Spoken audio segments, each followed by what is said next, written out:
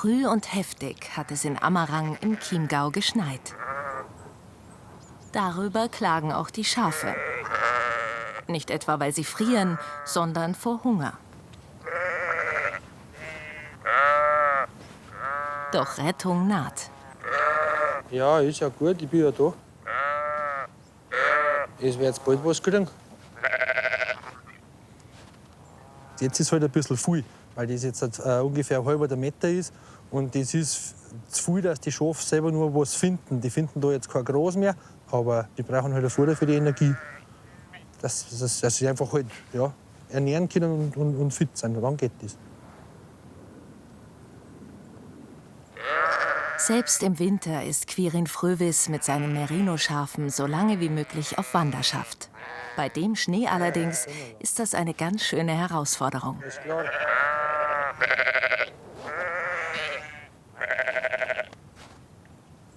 Das war halt die letzten 10, 15 Jahre, war halt der Dezember meistens grün.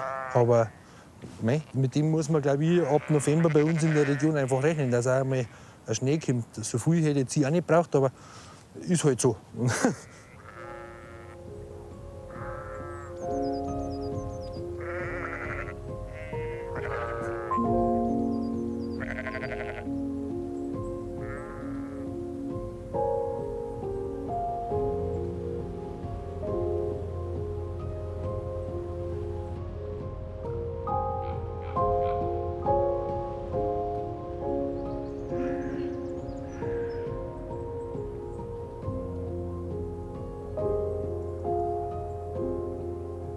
Das ist schon eine Jahreszeit, die da ein bisschen mehr stricken lässt, als wie jetzt der Sommer zum Beispiel.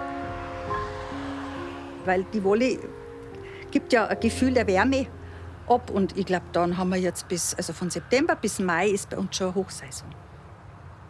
Martina Höfer verkauft Strickgarn aus der eigenen Spinnerei. Seit 3 Generationen wird in Litzeldorf bei Bad Feilenbach heimische Schafswolle versponnen. Schau her.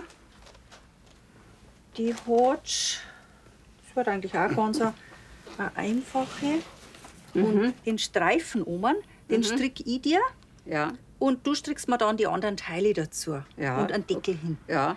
Was machen wir für einen Orange? Ich glaube, grau war nicht schlecht. Oder was meinst du? Grau schaut gut Grau aus. schaut gut aus, gell? Auch selbstgestricktes verkauft sich gut. Einige Frauen aus der Umgebung stricken und häkeln auf Bestellung. Ja, am Anfang, wenn eine Strickerin bei uns angelernt wird, dann dauert das schon sehr lang, bis ich dann zufrieden bin. Muss ich jetzt ganz ehrlich sagen. Ich habe schon ein bisschen höhere Ansprüche, weil es muss ja nicht bloß das Strickzeug passen. Das Stricken kann ja eigentlich jeder. Es gibt eine rechte und eine linke Maschen. Das ist nicht so schwierig. Aber die Form, die Größe, der Schnitt, dass das dann auch richtig passt, das ist nicht einfach. Und da brauchen wir schon mindestens ein Jahr, bis eine Strickerin das so macht, ohne dass ich da jede Jacken einzeln noch kontrollieren muss. Also ich schaue bei der Gitti nimmer nach, die macht das schon, wie lange Gitti, ich weiß es nicht. Ja, fast 30 Jahre. Fast 30 Jahre, also da brauche ich nimmer kontrollieren, ob jetzt das länger ist vorn, weil man ja ein bisschen Bauch oder Brust hat und da passt einfach alles.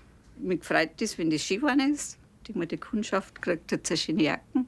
Und da ich immer schon gern gestrickt habe, und dann habe ich mich da ein bisschen zu ihr zugeschaut und sie hat mir dann erklärt und ich habe ihr dann auch geholfen, wie sie das macht. Und ja, irgendwie bin ich dann auch so reingekommen. Und dann bin ich auch dabei geblieben. Ja.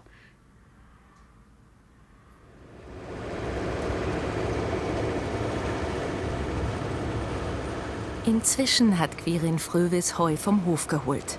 Schon sein Vater züchtete Merino-Schafe im Nebenerwerb.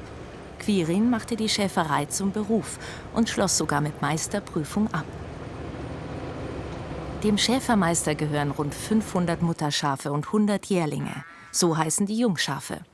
Hungrig sind sie alle.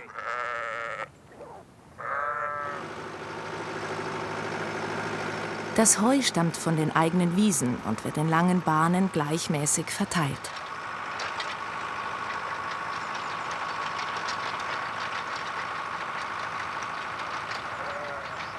Und wie viel Kälte verträgt das Schaf? Ja, man sieht da, wo der Schnee auf dem Fell noch drauf ist, da sieht man eigentlich, wie gut dass die Schafwolle isoliert. Da war gestern, wo es so viel geschnien hat, dann haben die oft mal so viel Schnee gehabt auf dem Rücken und war auch nicht runtergeschmolzen, weil einfach kein Körperwärme nicht durch die Wolle abhaut. Und darum eine trockene Kälte, wenn es 15 Grad minus oder 18, das geht, das macht ihnen nichts. Sie müssen halt eine Futter haben.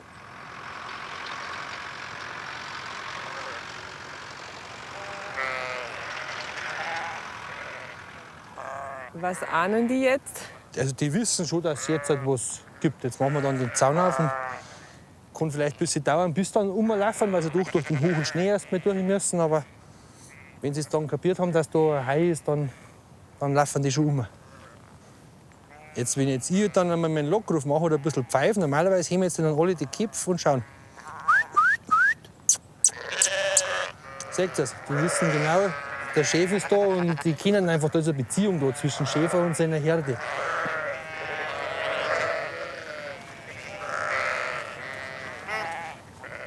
Und?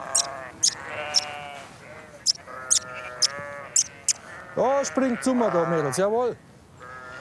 Da wird es was geben. Ich weiß, dass ich immer ein Futter daheim habe und dass wir was rausfahren können.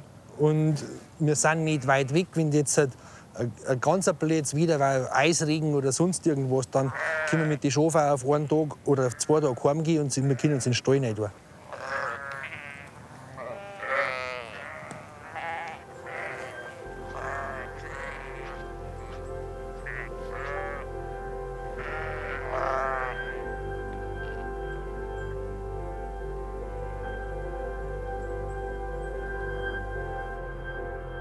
Die Spinnerei in Bad Feilenbach liegt gleich neben dem Wollgeschäft, ein reiner Familienbetrieb. Martina Höfer führt den Laden. Tochter Johanna hilft aus, wo sie gerade gebraucht wird. Mit der Maschine wickelt sie die Wolle zu langen Strängen. Strickst du auch?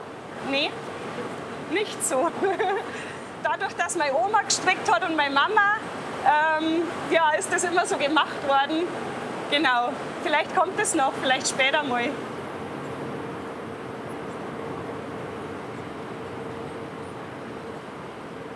Direkt über der Fabrik liegt die Wohnung, in der sie zusammen mit ihrem Bruder Matthias aufgewachsen ist. Ich bin immer so durch die Werkstatt gesaust und habe halt mir das alles angeschaut. Also als Kind sehr spannend natürlich. Wir haben da ein riesen Wolllager gehabt früher und haben da drinnen rumgesprungen und es war toll, da aufzuwachsen. Genau, der Geruch von der Wolle ist mir vertraut, seit ich klein bin.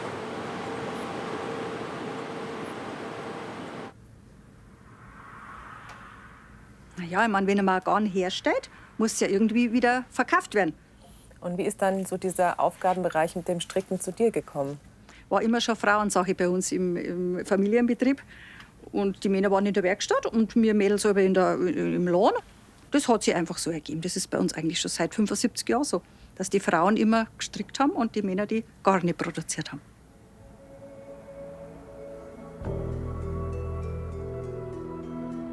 Die Geschichte des Höferschen Familienbetriebs begann nach dem Krieg 1947. Maria Höfer bat ihren Mann Matthias, eine Kardiermaschine zu bauen, um aus Wolle Garn spinnen zu können. Der Anfang ihres Geschäfts. Ihr Sohn Hans Höfer erweiterte den Betrieb. Er kaufte einer insolventen Fabrik die alten Maschinen ab und baute sie neu auf. Aus Gebrauchtem Neues zu bauen, darauf verstand sich schon sein Vater.